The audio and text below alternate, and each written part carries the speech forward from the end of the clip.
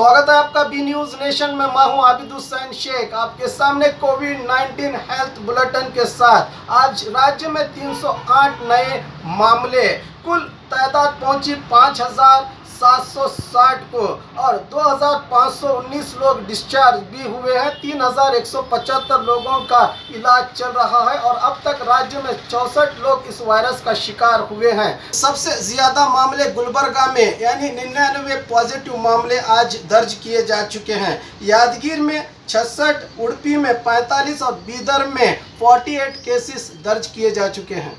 जहां तक बीजापुर की बात है, बड़ी राहत की खबर आई है और आज कोई भी मामला पॉजिटिव का दर्ज नहीं हुआ। राहत की खबर यह है कि 29 लोग आज कोविड-19 की लड़ाई लड़कर जीतकर डिस्चार्ज हुए हैं। आज 29 लोगों को मिलाकर कुल डिस्चार्ज होने वाले लोगों की तादाद 97 को है और 99 लोगों का इलाज चल रहा है। जिले में अब तक 6 लोग इस वायरस का शिकार होकर मर चुके हैं। और खबरों के लिए देखते रहिए बी न्यूज नेशन।